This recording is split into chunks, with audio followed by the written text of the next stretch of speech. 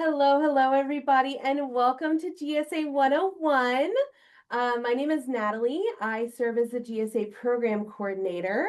I'd like to get to know a little bit about everybody who's here. So if you want to drop your name and the county that you are from in the chat, we'll go ahead and get to know a little bit about our participants today.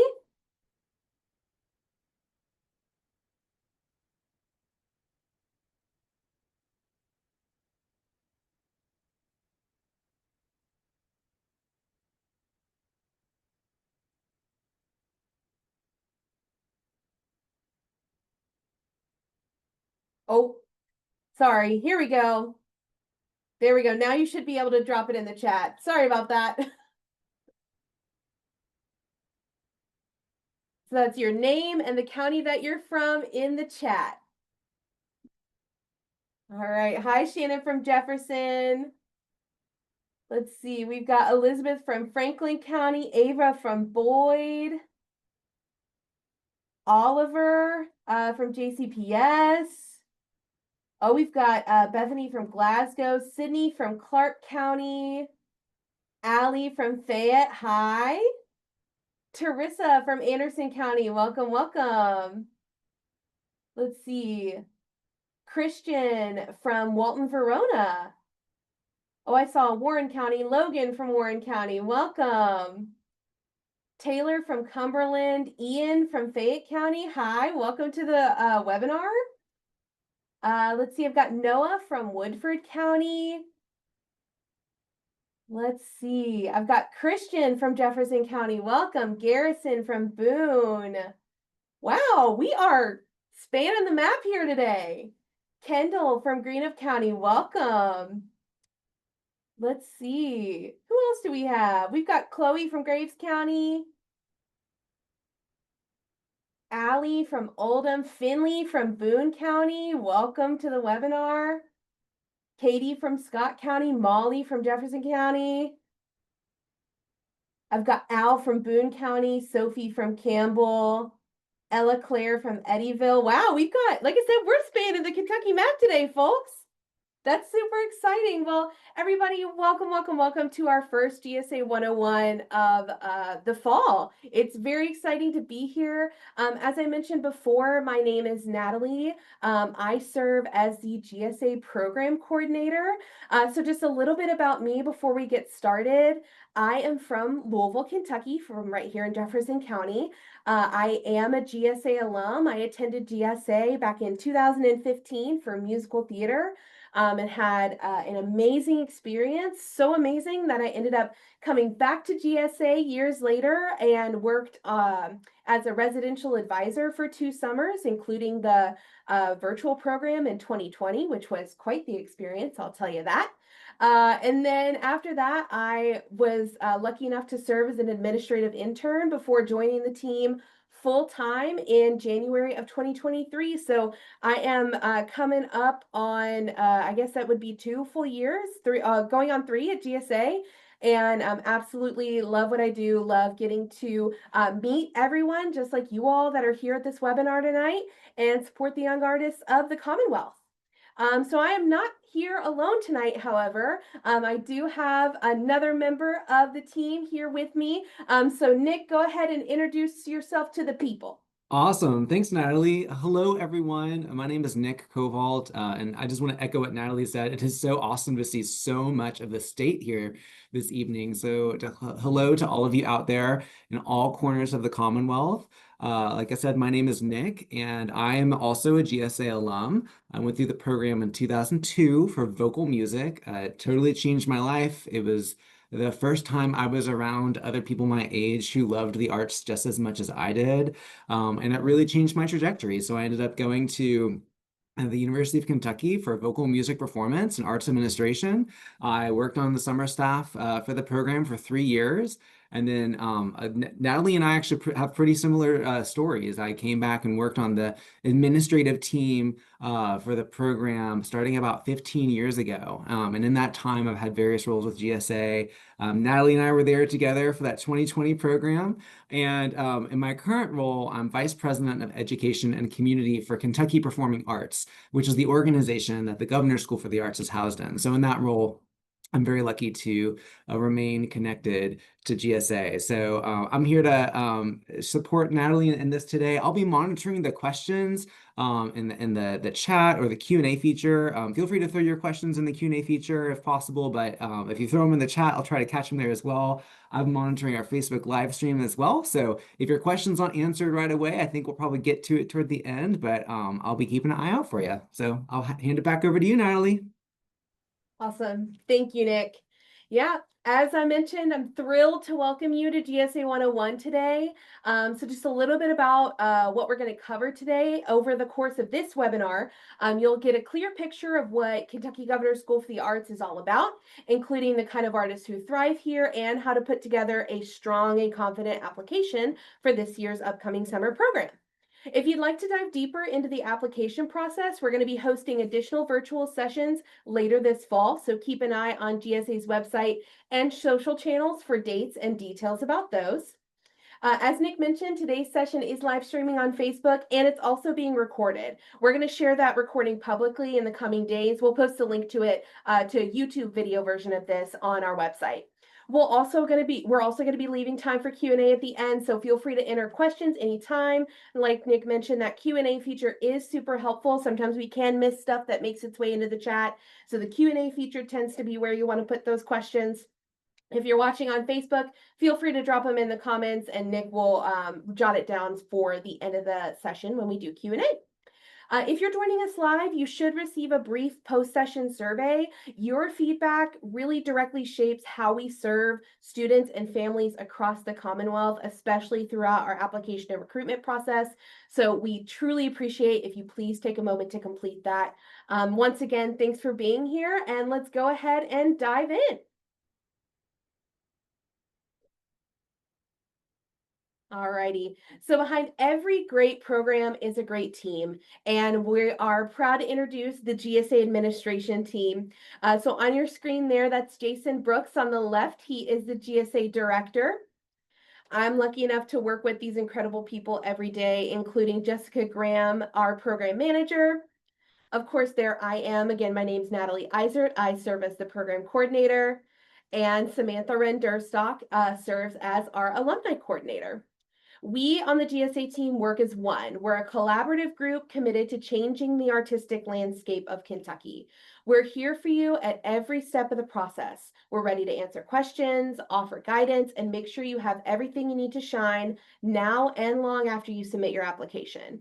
I always like to say this, I'll probably say it again at some point during the presentation, but when you reach out to GSA, there are no scary adults who are sitting there judging the questions that you're asking. 99% of the time, if you reach out to our email or our phone, I am often the one that is answering that. It's either me or one of these people on the screen. So we are genuinely here to help you. It's our job and our honor to do so. Alrighty. So what is GSA? The Governor's School for the Arts is a vibrant community of artists shaping Kentucky's next generation of creative leaders.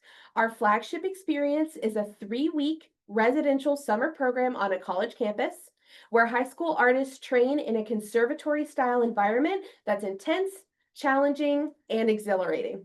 Students study primarily in one of 10 art forms while also collaborating across disciplines. Because at GSA, your primary studio is your home base, but your imagination gets to explore far beyond it.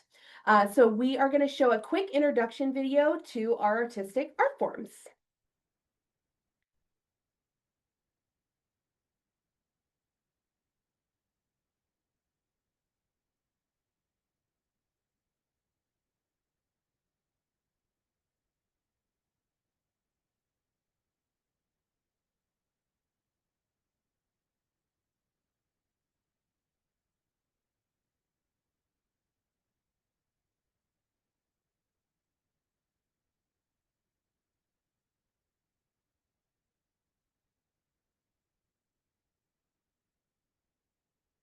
Oh no, I think we might have, I think we might have paused. Hold on. There we go.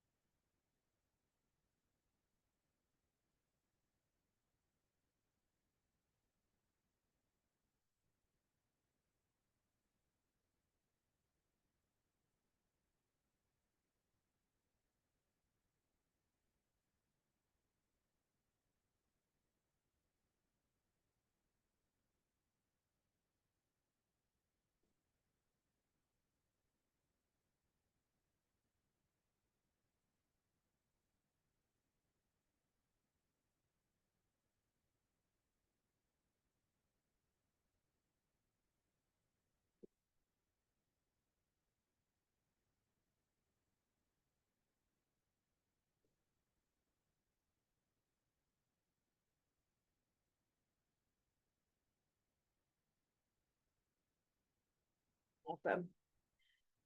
So, oh, I am seeing that there was no audio. Oh no. Okay. Thanks for letting me know. Luckily there was no voiceover to that video or anything. So, it was just some really poppy music in the background. So hopefully you enjoyed the visuals and presumably the sound of me sitting here watching that video. So sorry about that, but that video is also posted on our website. If you're interested in watching it, just scroll down to the bottom of our homepage. You can view the whole thing, sound and all. Alrighty, so GSA offers 10 unique art forms, and each is a launch pad for serious growth and bold collaboration. All applicants can apply in up to 2 art forms, but each student can only attend GSA one time for one art form. So those art forms are architecture and design, creative writing, dance, drama, film and photography, graphic design, which is a new art form in 2026, instrumental music, musical theater, and visual art and vocal music. So a little bit of information about how class sizes work. Class sizes vary by art form and are generally based on the level of interest we see in a given art form's applicant pool. 2 of our largest art forms, instrumental music and visual art, typically offer over 40 positions. More intimate art forms like architecture and design, film and photography, and graphic design, which, as I mentioned, is new this year, we plan to admit approximately 16 students. Most of the other art forms land anywhere in the upper 20s and low 30s. So each art form is designed to feel energized, focused, and collaborative enough to maintain momentum while staying small enough for real mentorship.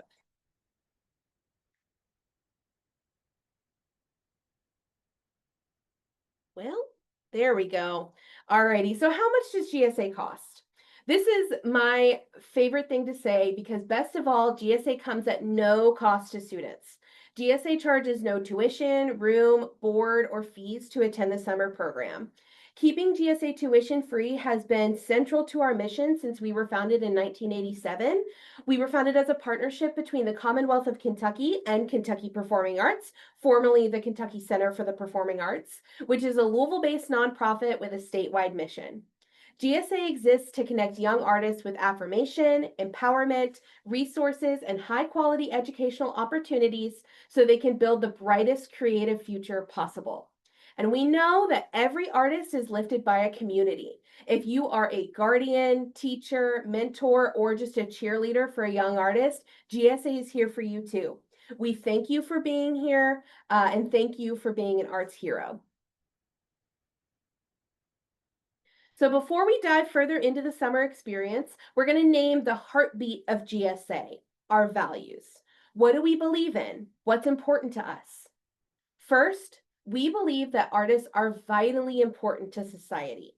Across everything GSA, you can count on seeing these values in actions. GSA is uplifting. We believe each of us is capable and deserving of a bright and abundant future. GSA is open and communicative. We celebrate the differences between us and seek out the commonalities we might not realize that we share. GSA is community. We live, learn, and grow together as many individuals contributing to something greater than the sum of our parts. GSA is trust and integrity, because without accountability and honoring our commitments to each other, we can't access the next three values: authenticity, vulnerability, and resilience. At GSA, we dare to be our truest and our best selves, embracing our quirks, growing and learning together, courageously sharing our unique voices with the world, and celebrating each person's worth. GSA is also about Kentucky love. With students coming from all corners of the Commonwealth, we discover the cultural richness of our state and develop our roles in creating the future we want for our home. And of course, GSA is about creativity and innovation. After all, we are artists. We flip the script, we pivot, we design a brighter tomorrow, and we bring color to everyday life. So that's a little bit about who we are. Now, who are we looking for to join GSA next summer? If you are a current high school sophomore or junior in Kentucky, good news, you're eligible to apply for GSA 2026. If you're not quite there yet, keep watching. You can start building a competitive application years in advance. Yes, GSA seeks students with skill in their art form. Our 3-week immersion is intense, and we want students who are up to the challenge. But don't count yourself out if you haven't had formal training or if you feel behind your peers. We value artistic potential just as much as proven ability. When I got into GSA, I had never had a voice lesson. I had only done a few shows in high school, and I primarily did dance. So I was very passionate about what I was doing, though, and they saw a lot of potential in me. So just know that you do not have to be formally trained or absolute tip top. We want to see your passion and we want to see your potential as much as we want to see your current skills. The only way to guarantee you won't get into GSA is to not apply. Our application is designed as practice for future opportunities like college auditions and portfolios. So you'll grow from the process no matter what. And remember that everyone at GSA, including our adjudicators, is cheering for you. We know the courage it takes to kind of put yourself out there, so we encourage you to do it. We're also looking for passion. We care not only about what you create, but why you create it. Do you want to make people smile, spark conversation, drive change? At GSA, we live, breathe, and eat art. So we're seeking students whose motivation matches the moment. And collaboration matters too. GSA brings together a diverse community of Kentuckians with different identities, perspectives, and life stories. You'll live with, learn from, and create alongside people who aren't exactly like you. With open minds and generous spirits, we co-create something bigger than any one of us. And of course, we want learners, students who are excited to be challenged by new methods, ideas, and concepts. We know that sometimes growth can feel uncomfortable. That's why GSA is built on trust, accountability, and support. We really stretch together while we're at the program. Finally, GSA actively welcomes applicants of all backgrounds and identities across race, gender identity, sexual orientation, socioeconomic status, hometown setting, mental and physical ability, language, religion, political view, cultural heritage. Translations of our materials are available upon request. And while the GSA application is online, if reliable internet access is a barrier for you, please give us a call and we'll work with you to make sure you can apply. Bottom line, we seek a student body that reflects the rich diversity of Kentucky, because one of the most profound ways artists grow is by learning from people who are different from themselves. If that sounds like you, we can't wait to see your application. So what's GSA really like? What's kind of the nuts and bolts of the day-to-day of the summer program? You can kind of view it with kind of two different lenses. You have your studio experience and you have your residential life experience.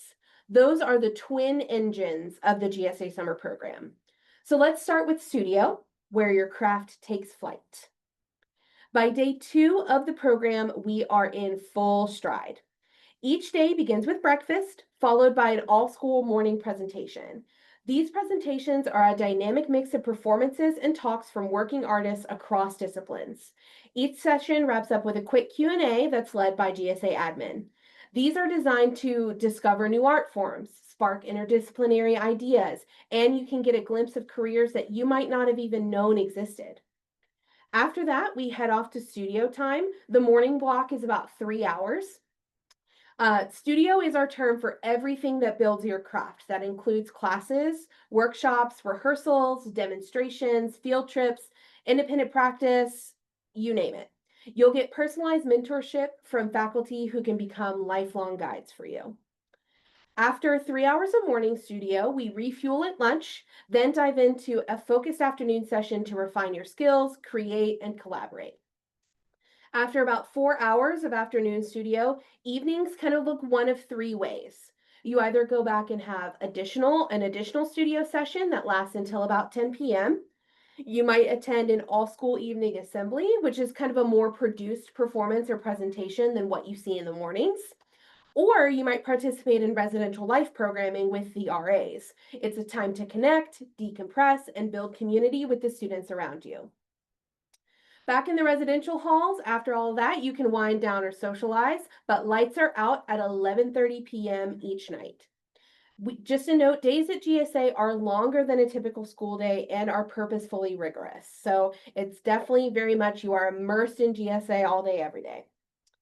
Studio does run 7 days a week, but we start 2 hours later on Saturdays just to give you a little extra time to sleep in. And Sundays, we offer free time until afternoon studio.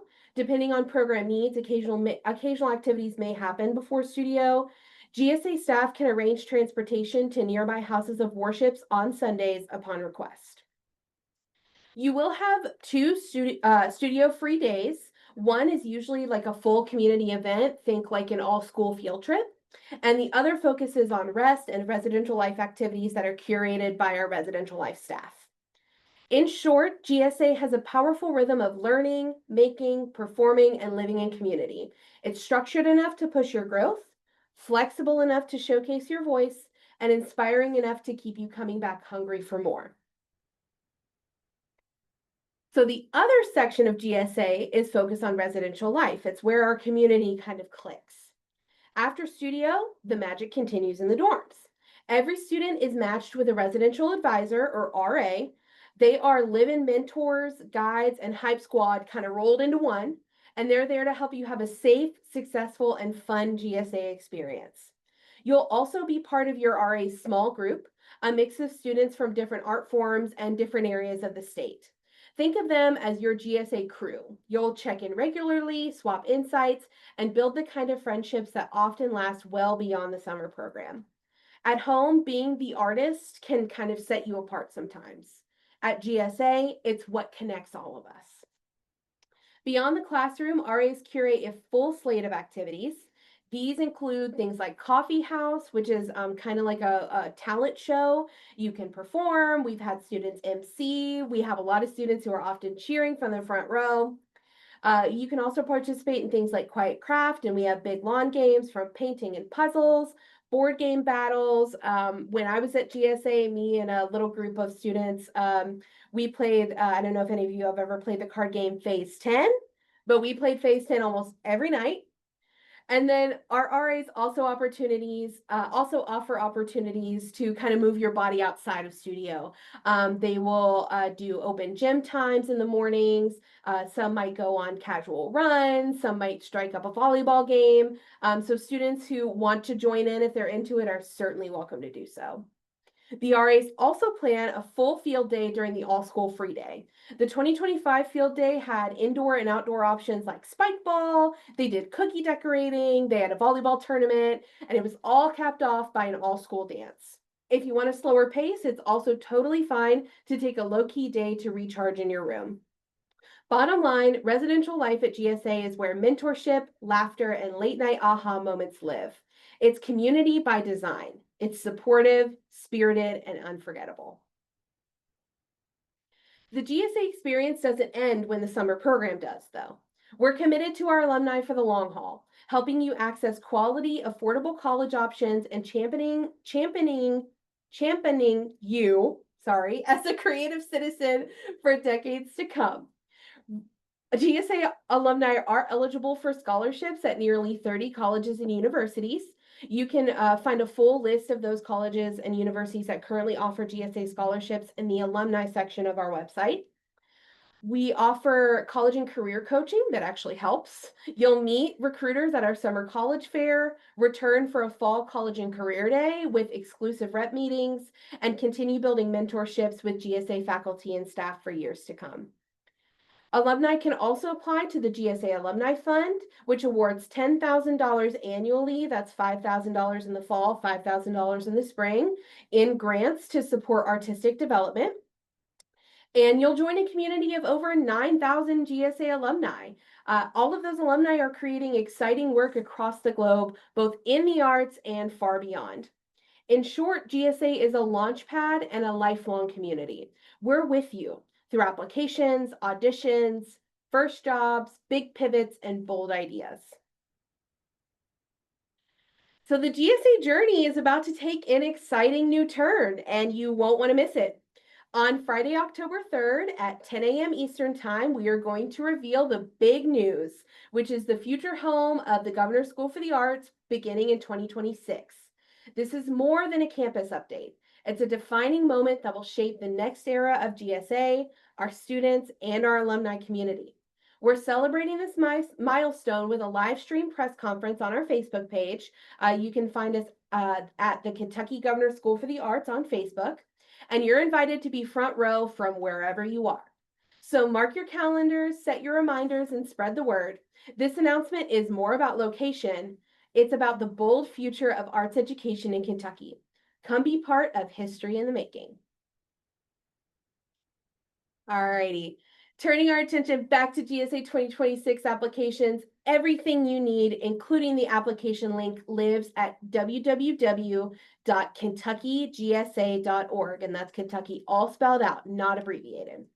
As a quick note, our website is embedded within the larger site for Kentucky Performing Arts. So if you end up on a page about shows or tickets, no worries, just hit the back button or re-enter at kentuckygsa.org to return to the GSA content.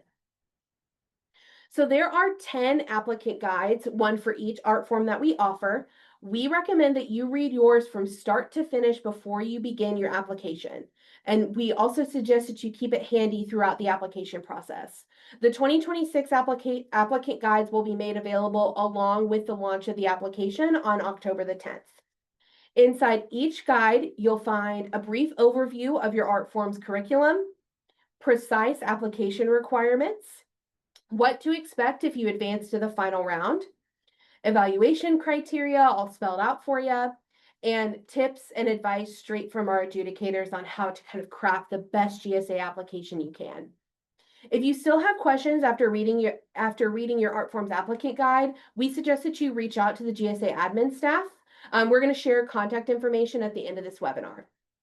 Keep an eye on the GSA website throughout the fall. We're also posting an applicant walkthrough video to show you step-by-step how to complete the application. We're also going to be posting an applicant guide walkthrough video along with the applicant guides on October the 10th to show you how to get the most out of that document. Start at GSA. So bottom line, start at kentuckygsa.org, read your applicant guide, and let it be your guiding light from first click to final submission. So a few items of note. At GSA, your artistry, not your test scores, leads the way. So through the entire application process, we will never ask you for your GPA, your SAT, or ACT scores. Instead, our adjudicators look for the truest indicators of your fit for the program. That is the work you make, the potential you're growing into, and the context you've created your work in. We know that many young artists are multidisciplinary, so as I mentioned previous, you can apply in up to 2 art forms.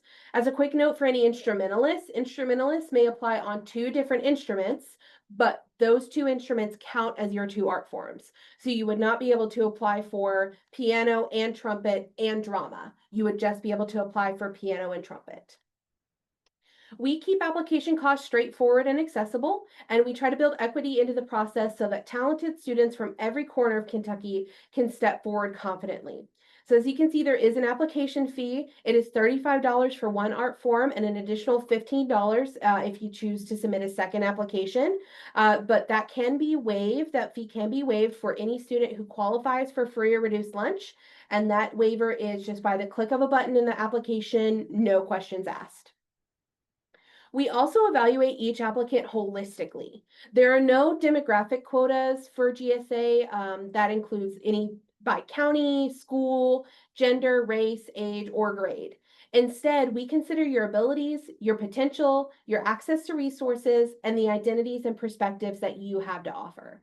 And while Kentucky Governor school programs all shine, including GSA, GSP, and GSE, please note that GSA's application process is its own individual process, separate from the other two, and it is uniquely student-driven. You don't need a school nomination or approval from your school to apply for GSA. Teachers and counselors can be valuable partners in your application process, but their involvement might be simply limited to completing recommendation forms or giving you feedback on your application. Show us who you are as an artist and who you're becoming, and we will meet you there. The GSA application is a two-step process designed to showcase who you are as an artist. Beginning on October 10th, you can complete an online application. Every fully submitted application is reviewed in round 1 of the process, which is entirely virtual. So the first round, everybody fills out their art forms application online. From there, selected students are invited to the final round of auditions and reviews. Those students earn the distinction of being a GSA finalist. The GSA 2026 class is then chosen from this group of finalists. So our accepted platform, our application platform, we do run through accepted. Please note that the spelling on your screen is not a typo. It is spelled without the second E. So some people get a little bit confused, but that is the details of that website. So you'll want to go to our website and click apply now to enter our application portal. You'll have to create a quick profile and then you're off. If you hit a platform snag, accepted support can help you with like technology issues. But if you have questions about content or the application requirements, the GSA staff is here for you. We're the best people to reach out to about that. Inside the application, you'll share your basic contact and demographic information. You'll identify 2 recommenders.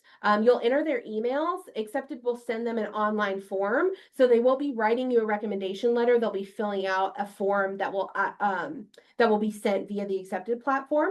And then you'll respond to 2 cross art form prompts. So everybody will submit a written response and do a short video of you speaking and responding to a question. Those questions stay the same from art form to art form. After that, then you'll submit any art form specific materials that align with your discipline's requirements. So this may be a few uploads for some art forms. This may be several short videos for others. The kind of definitive roadmap for your art form is in the applicant guide. Read it first and then refer to it often as you build your submission. You can start, pause, and save your progress as you go.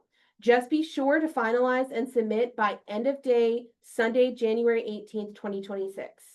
So Sunday, January 18th, 2026 is the application deadline. Please note that if you are in the central time zone, so it's 11:59 p.m. in Eastern, if you live in the central time zone, you do not have until 11:59 p.m. Eastern. You have until 10:59 p.m. Central. So it will close at the same time.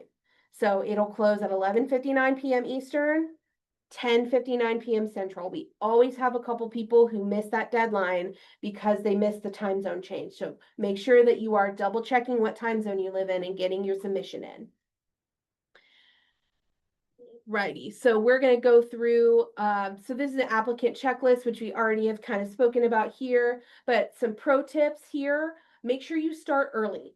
Strong applications are curated, not crammed. And I will say, in all of my years being involved in the GSA application process, the application software accepted is going to run slower, especially in the last like 24 to 48 hours before the application deadline, because everybody's going to be trying to upload their materials. So do yourself a favor and get your materials in nice and early. We recommend generally trying to get it in about a week before the deadline. That gives you plenty of time to go ahead and curate your materials while also having to avoid sitting there biting your nails at 11:58 p.m., hoping that it's going to go through. We also suggest that you live by the applicant guide. If it's in the guide, it matters. Nothing is in there by accident. We also recommend that you chat with those who you want to list as recommenders now. Tell them why you're applying and ask them to watch for the accepted form.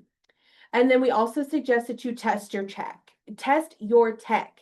Confirm file formats and check your video and audio quality before hitting that final upload button. Most of all, remember that submitting your work is an act of courage and craft. We're excited to meet you through your art, and we're cheering you on from October 10th all the way through January 18th. You can also join us for an art form specific webinar. These sessions will give you the chance to hear directly from faculty about what we're looking for and to ask your questions in real time. And those will be hosted later this fall. We'll be releasing a full schedule of those, including the links to register for those webinars here in very shortly. Make sure you follow us on social media to see that announcement. All righty.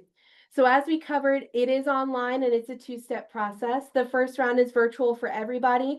The second and final round of auditions and reviews depend on the art form. So generally speaking, our performance-based art forms are going to be in person on our new host campus. And then our more visually based art forms are going to host reviews via Zoom. So the details for that are in the applicant guide for your art form. And looking ahead to next summer, we're super excited to share that GSA 2026 will be one unified session instead of the two-session model that we've been operating under previously. This means that all of our young artists will come together at the same time, building an even stronger and more connected community across every art form. So mark your calendars. The session will run from Sunday, June the 7th through Saturday, June the 27th, 2026. We will be one program, one community, and one unforgettable experience. Don't forget that this fall we've lined up several opportunities to learn more about GSA and the application process. The GSA 101 webinars are a perfect starting point, so congratulations for being here. You're already ahead of the game. So these are some additional GSA 101 dates. I will say this will be pretty much the same presentation that we've got today. The only thing that will change is after October 3rd, we'll have a small section about our new host campus, which will be announced then. Let's see, between October 13th and November 20th, we'll also host our art form specific webinars, which is what I was mentioning earlier. Be sure to mark those dates, join the sessions, and take every advantage take advantage of every chance to get your questions answered and feel prepared for your application. All right, so quick recap of the deadlines. The application will open on Friday, October the 10th, 2025. That's the same day that the 2026 applicant guides will become available. The application deadline for GSA 2026, Sunday, January 18th. Don't forget, 11:59 p.m. Eastern, 10:59 p.m. Central. Our finalists will be announced on Friday, February the 13th. The final round auditions and reviews are going to be held on March 12th through the 14th, 2026. And then our final class announcement, I think it got cut off on this slide, unfortunately. The final class announcement will be on Friday, April the 10th this year. Alrighty, so we are going to start wrapping up a little bit here before our Q&A section. But first, we want to give you a few joyful prep tips. So first, we suggest that you live in your art form every chance you get. Take a class, rehearse, sketch, compose, write, dig into the works of other artists online. Watch content widely, but don't just consume. Have opinions about it. What moves you or doesn't, and why? Where do you see GSA's criteria showing up in others' work? Which artists do you admire, and what are they teaching you right now? Next, we suggest that you reflect on your why. Why do you create, and what kind of artist are you wanting to become? Practice saying it out loud. Share your dreams with people who care about you, and ask about their creative interests too. It's great practice for the application, and it's also kind of a beautiful way to deepen your relationships. And remember that GSA is a powerful opportunity, not a verdict. We typically receive between 1,200 and 1,400 applications, and we have 276 student spots. So, yes, it is a competitive process, but don't let that hold you back. Apply because you believe you deserve a space that challenges and champions you. If it doesn't work out this time, take pride in your courage, carry forward what you learn, and let it sharpen your next step. You are an artist, and no program, not even GSA, gets to decide that for you. If doubt creeps in as you apply, return to this: your curiosity, your craft, your voice, your why. That's the heart of your application and the start of everything that comes next. And remember that you are enough, you are important, and you are an artist. All right, so to wrap things up, GSA is here for you. If a question pops up or if you want a pep talk, please reach out. You can call us at 502-566-5192, or you can email us at gsainfo@kentuckyperformingarts.org. Again, that's Kentucky all spelled out, not abbreviated. Again, like I said, most of the time that you call or email those two forms of communication, you're either going to be talking to me or you're going to be talking to one of my team members. It is genuinely, it brightens my day every time I get to talk to an applicant or a supporter of theirs. So please, please, please don't hesitate to reach out. Stay connected and inspired on social media. You can find us on Facebook by searching our program name, which is there on the screen for you. And you can also follow us on Instagram at KYGSA. We cannot wait to see what you create and to cheer you on every step of the way. Thank you so much for listening during that presentation and being here tonight. So we are going to open things up for questions. I'm going to stop sharing my screen here. And let's see. Nick, can you still see my screen? No, it stopped sharing. Perfect. Yeah, and Natalie, if it works for you, I'm glad to just review some of the questions that we've answered in the Absolutely. Q&A. Natalie, please chime in if you feel like I said anything incorrectly, if you have anything to add, and then maybe we can come back to questions that are unanswered or that come in while we're reviewing these questions. So please, folks, feel free to go ahead and keep putting your questions in the Q&A. But just to review some questions that I believe everyone should be able to see the answers to. Oliver asked a great question. Are there any benefits of turning your application in early? We definitely encourage folks to turn in their application as soon as they can, in a way that they still feel prepared. Start your materials early. Turning in your application early will not necessarily curry you any favor with the adjudicators. They will not have access to the application until after the application due date. So there's no preference given to applicants who turn those materials in.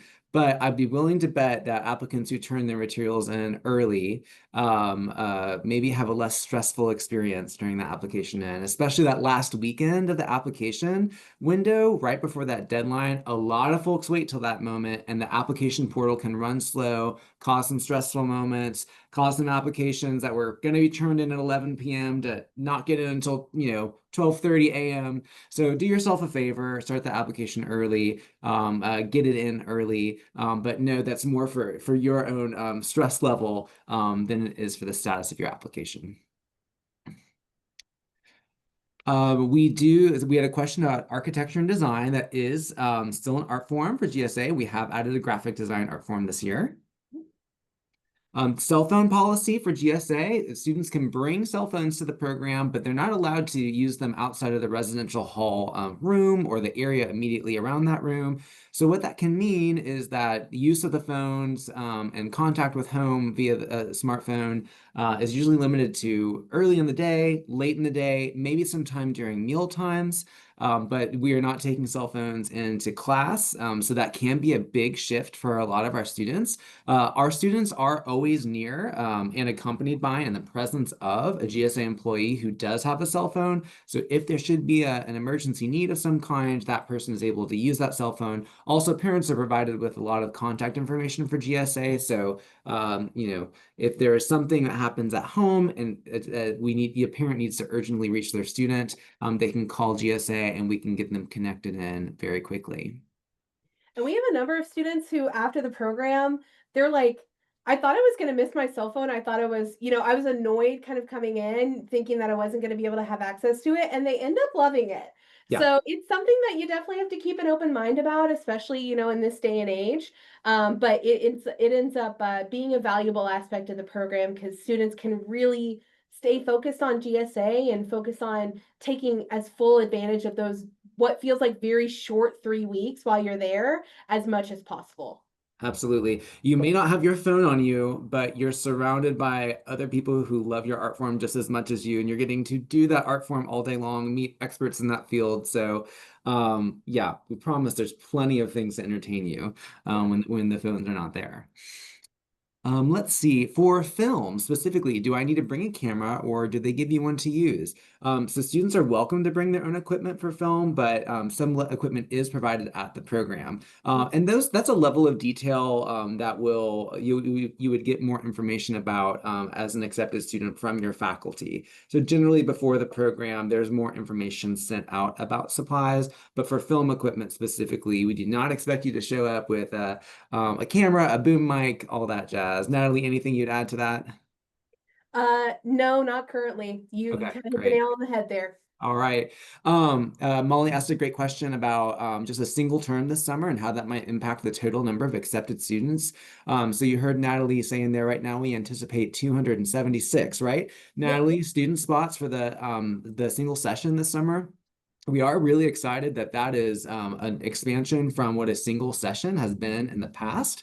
But just for context rather, for the past few years, 2022 through 2025, when we've had both sessions, there were 512 student spots that we anticipated. So there is a bit of shift there. Mhm. The application guides are available on Friday, October 10th, the day that the application is open, correct? Yep, that is correct. And they are coming together beautifully.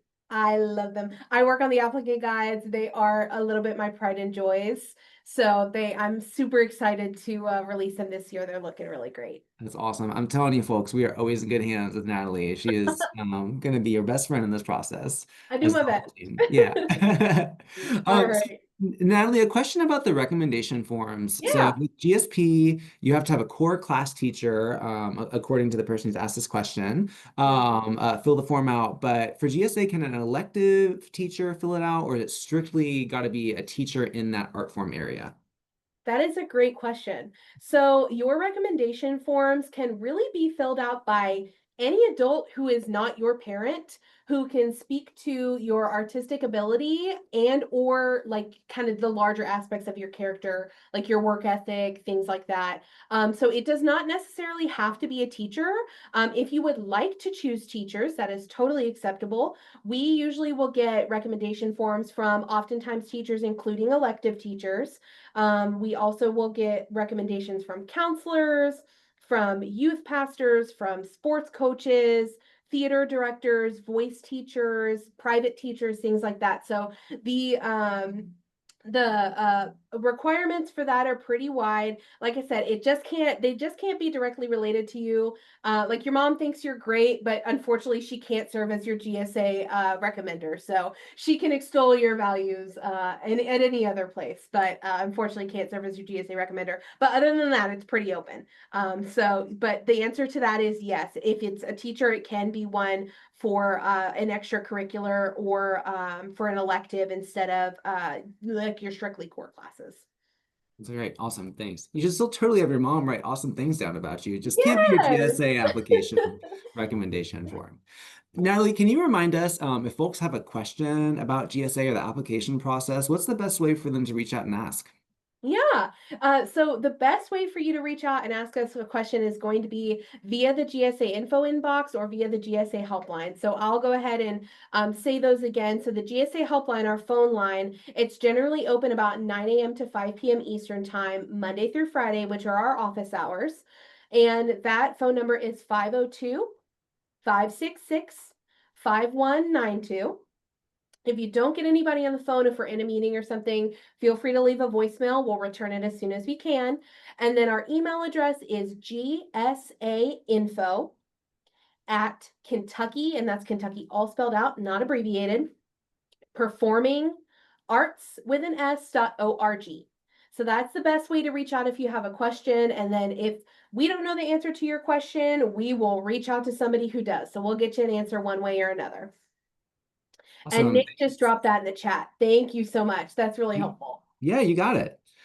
Great. So Natalie, a couple questions about specific aspects of the application for some art forms. So let us know if that's a question we can answer now, or if it's something we need to wait till we see those applicant guides on.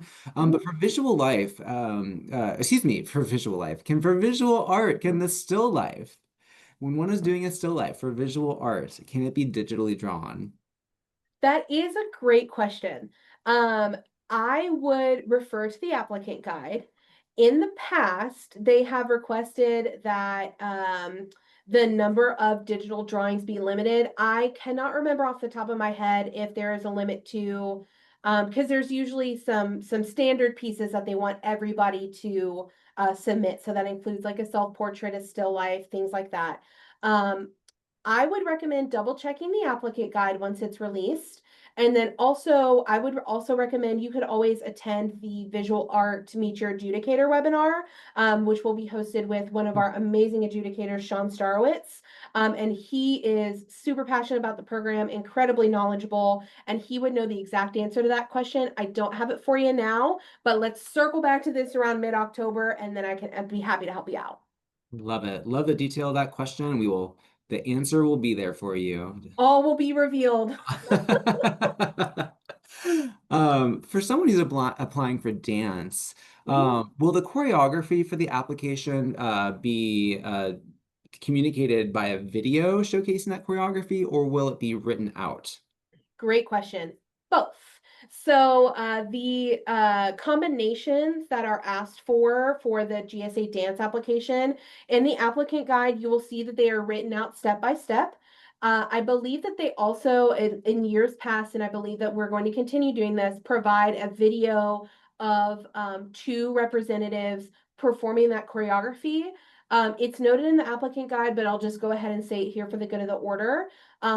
Those videos are not necessarily indicative of the performance level of the videos that they're looking for. So they really are there just to demonstrate the steps.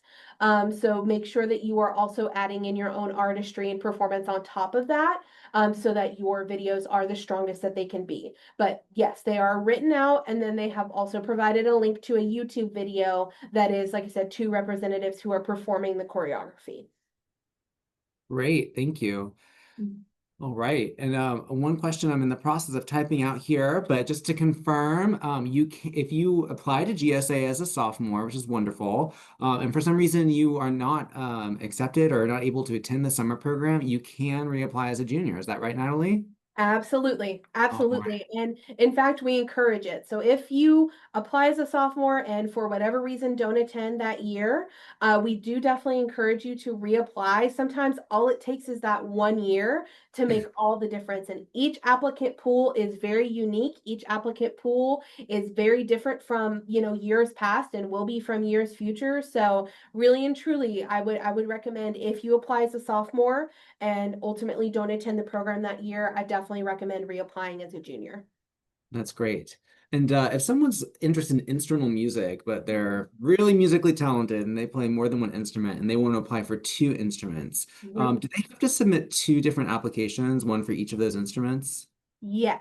So the applications for instrumental music on accepted are divided by instrument family. So, for example, like brass is separated from percussion, is separated from woodwinds, is separated from strings. is separated from guitar. I think I'm hitting everybody in that breakdown. So if say you were going to apply on guitar and trombone, you would need to fill out both a guitar application and a brass application. Those kind of, I mentioned the more general questions that you have a written response for and a video response for. Those are art form specific. So I think if you're applying for two different instruments, you might be able to reuse that and just talk about instrumental music in general. If you want to kind of pare it down to be more specific to one instrument and the other, you can.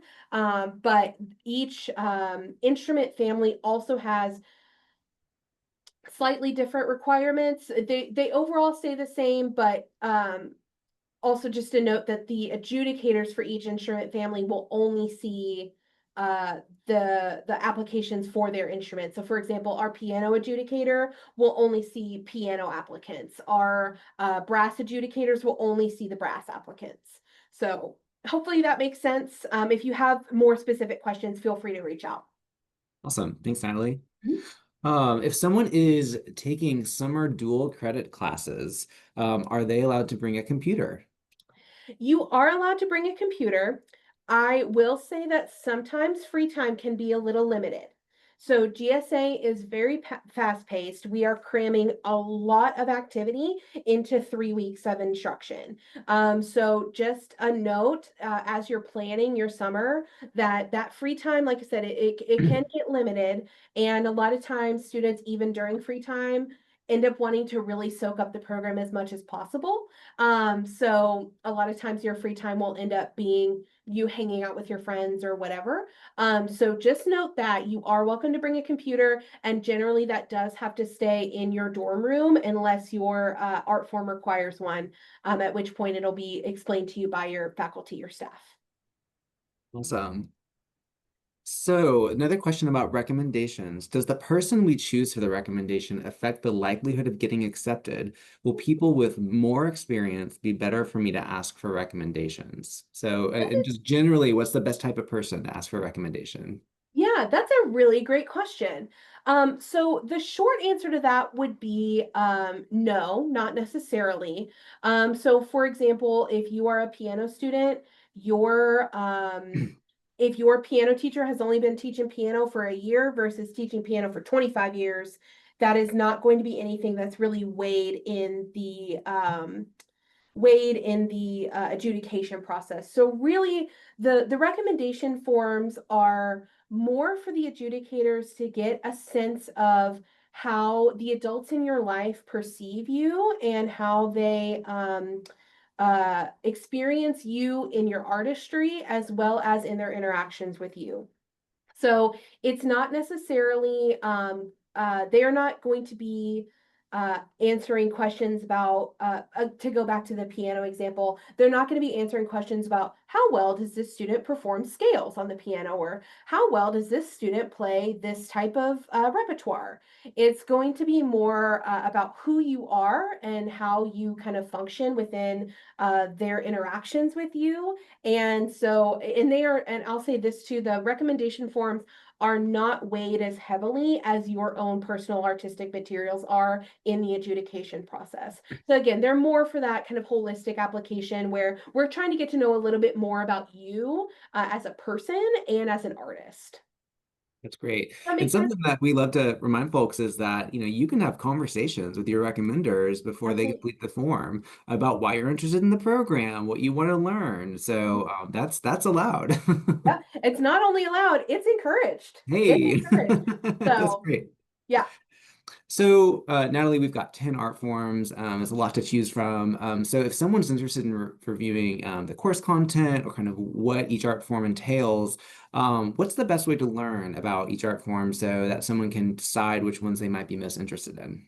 That's a great question. That is probably going to be best answered by the very beginning of the applicant guide. So at the very tip top of the first page of information, there is something called a program overview. That program overview is going to give you a brief description of the GSA version of that art form, the program that you're applying for, including overviews of content, of curriculum, and what your experience might be like in that art form. I also recommend we link Flickr album, an album of photos from the previous summer of the art form of students in class, of students during their final day performance or presentation, just a variety of things that are included in that Flickr album. It's a great way for you to kind of get an idea of what students are doing on a day-to-day basis as well. And then if you have any questions from there, like we'll often get the question about, okay, what's the difference between visual art and architecture and design? And I'm anticipating this year we will likely get a lot of overlap between architecture and design and graphic design. Which one is right for me? So feel free to call or send us an email. We'll be happy to talk through things further. Great. And I'm jumping around in the order of the Q&A a bit just because there's some topics that are sort of adjacent to each other. Yeah. Because I know we also, Natalie, have these art form specific webinars that occur, which are another Yes. great way to learn about kind of the specificities of each area. How do people find out more information about those art form specific webinars and how to attend those? Yeah, we will be releasing the full schedule of those and the registration link. So you'll register for those webinars just like you did for this one through Zoom. And we'll be releasing the dates and times of those as well as the registration links very soon. So we're hoping to get those out probably, hopefully within the next week or two at the most. So keep an eye on the website. The GSA 2026 timeline is posted, and that is where we will update that page to feature those webinars. We will also make an announcement on social media when the dates and times for those are released. So I would also recommend just giving us a quick follow on either Instagram or Facebook, and that way you can learn whenever we release those. Great, thank you. Mhm. Let's see here, jumping around just a little bit more in the order here. Um, Someone asked how many adjudicators there are for dance, but Natalie, could you maybe speak to kind of all of our art forms, the average amount of adjudicators? Yeah, absolutely. So there are at least two adjudicators for each art form, and they are usually, but not always, members of GSA faculty, have served previously, or have been a member of the GSA community for a while. So they know not only about they're experts in their art form. So many of them are teaching artists or they are working artists in their field. And they are not only adjudicating, but many times they will also end up teaching that summer, although that, like I said, that's not always, but it is often. And they are going to generally the adjudicators stay the same from the first round of applications to the final round. So they will be with you through the whole adjudication process, kind of getting to know you, feeling you out, and hopefully building the best class possible for GSA 2026. So usually, like I said, each art form has two per art form. Instrumental music is a little interesting. We kind of pair some of them up and have pairs evaluate different applications, but each application will be reviewed by at least two people. So Great. is that helpful, Nick? I think so, yeah, Okay, absolutely. And I perfect. think, you just mentioned instrumental music. Part of that is just because there's the different instrument groups, right? Yes, So we tend to yes, have, not a trombone player looking at the strings, for instance, correct. maybe. Yeah, yeah, Yeah, exactly. absolutely. Yeah, and if anyone has more questions about that, feel free to reach out. A couple more questions about recommendations, Natalie. Can folks send in more than two? I don't know that they can. No, so you can only send in two. So when you start your GSA application, it will be literally the first thing in the application. It will ask you to enter two emails for one for each recommender. So unfortunately, you can only submit two. And as a reminder, they will not be sending letters of recommendation. They will be filling out a form that is the same for each applicant. So just be aware of that. But unfortunately, you can only have two, although I'm sure that there are plenty of adults out there who would love to recommend you. Great. And getting to Allison's question, Natalie just said, each recommender completes a form or sort of a questionnaire of sorts. So that the recommenders do not have to write out a letter or anything. They will have the questions answered to them. They have time to submit those and reflect on those. So no need to get a letter or anything like that you might for like a job application or something. Absolutely. And one last note about recommenders too, which I think I might have mentioned at the very beginning of the first recommender question, but want to make sure I say here too is your recommenders, while it's great, it's preferred if they can speak to your artistic ability. It's okay if you don't have two adults who can do so. We're also interested, like I said, in learning more about you and your character and how you work in a classroom environment or how you are during your lessons or during meetings with this person. So, if they can't speak to your artistic ability, then we recommend trying to choose somebody who can speak to who you are and how you are to work with and how you are to be around and that kind of a thing. So that's also kind of an aspect there. If you only have maybe, say, one art teacher at your school, if you have a counselor who you're close to, or a youth pastor, that kind of thing, feel free to list them as well. That's great. So, And must you have had prior knowledge or training with the architecture art form to be selected? I know, Natalie, you spoke a little bit earlier about, different levels of experience before the program. Any words in response to that? yeah, that is a really great question. We recognize that architecture is not a super commonly offered class in a lot of high schools. It kind of is hit or miss throughout the state. So you do not need to have any formal experience with architecture. I would definitely recommend attending the architecture and design art form specific webinar and submitting questions for the adjudicator there. She can speak a little bit more to what they're looking for, especially with the separation of architecture and design and graphic design. We saw a lot of interest in graphic design specifically, and so trying to meet those two needs. It'll in terms of formal architecture experience, as far as I know, you will not need anything super duper formal, private lessons, classes, or anything like that. They will also just want to see pieces from you that showcase your unique artistic perspective, including even just from like a design point of view. So hopefully that information helps. Sorry if it's a little less specific, but I would definitely recommend that adjudicator, meet your adjudicator webinar if you can make that, because Natalia, who is our wonderful architecture and design adjudicator, will be able to speak a little bit more to that than I will. Yeah, our adjudicators are just awesome too. So I think, Such rock stars. really, really, really encourage those art form specific webinars because they're just cool folks and really Yeah. cool people to connect with and learn from. Yeah.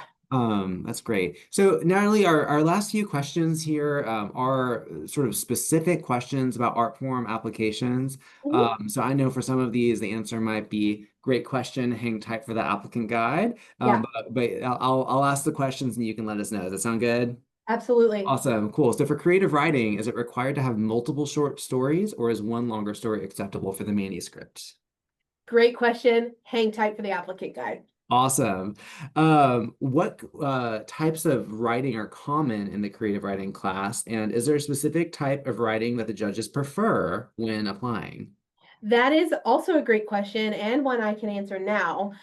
So the creative writing kind of curriculum generally involves poetry.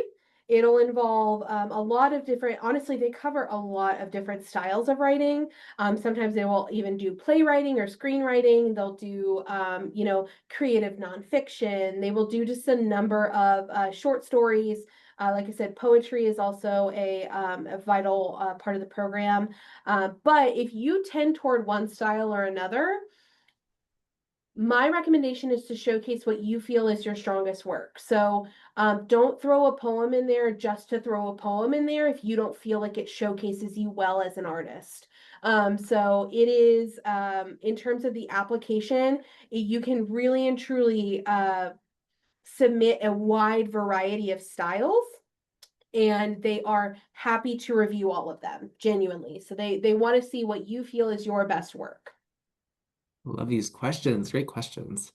For visual arts, Noah noticed that in previous years that the use of reference pictures was limited. So having a reference image that you're then using to make a piece of art. Can submissions for visual art use references like photographs? Double check the applicant guide. From my memory, they generally prefer that you use live references. So for example, if you're creating your self-portrait, it's preferred that you sit down in front of a mirror and draw from that mirror, as opposed to using a photo of yourself. If you are doing your landscape, they prefer that you, for example, you could even draw something as simple as your backyard or a local park or the view out of the window in your English classroom at your school. It does not need to be some like sweeping mountain view landscape in order to be of artistic value and to be able to showcase your style and your skills. So I think the preference, from what I remember, is working from a live reference versus using a photo reference. Double check the applicant guide once it's released in case that changes. But in the past, it has been preferred. But if you do use a reference image, they do ask that you include it on your portfolio cover sheet. Great. And for visual arts, there is, I believe, a certain amount of other artworks, that are sort of required artworks, Mhm. and some, artworks that are maybe more at the discretion of the applicant. For those other pieces, can those be made from the same medium, but totally different concepts? So if I'm understanding the question correctly, this is for those pieces that are at an applicant's discretion. Is it okay if those are in the same medium, but maybe about totally different ideas or different I see. concepts? Yeah. Excuse me. I honestly cannot remember in this moment, so I will refer you to the applicant guide once it is released on October the 10th. Yes, and I think that is an example of a great question to bring to the art form specific webinar. Absolutely. Absolutely. It's a great Absolutely. question for an adjudicator. Or Yes, email us or call us. absolutely. Yes. And then I do see one last question here in the chat. When applying for instrumental music, will part of the application process be submitting a video of the student playing their instrument? Great question. Yes. In short, yes. So I believe, double check this with the applicant guide. If I say anything tonight, it'll be double check this with the applicant guide once it's released on October the 10th. But I believe every instrument requires scales, or for percussion, it's rudiments. And they're laid out in the applicant guide which ones you will need to submit. And then also each student chooses a solo of their own choice. There is a time, kind of a range of time that they're looking for. I cannot honestly remember how many minutes, that range of minutes that they're looking for. Double check that in the applicant guide. But each student chooses a solo and submits that as well. So that application is primarily made up of videos of the student playing their instrument. That's great. I feel like if there's a theme to this Q&A, it is that everyone here has got such great questions and is thinking about them so early in the process in a way that is really setting you up to be the best applicant possible. So Yes, congratulations on these questions, you all. And like Natalie said, these applicant guides, they have a lot of information in them. So we're confident they'll answer a lot of your questions. But like we've said, if they don't, or you have a question about something in them, that's why we're here. absolutely. Absolutely. October 10th will be a big day. That's right. So Natalie, I think those are all of our questions. I'll turn it back over to you. Absolutely. All right. Well, everybody, thank you so much for your participation, your thoughtful questions. Thank you so much for being here tonight. If you have anything else that you want to follow up with one-on-one, please feel free to reach out to us. Again, it's 502-566-5192, or email us at gsainfo@kentuckyperformingarts.org. We are always happy to help. So thank you so much. We hope you have a wonderful rest of your night. If you receive that survey, we do ask that you please take that. It does help us tremendously. And thank you all so, so much. Have a wonderful evening. Go forth and make great art.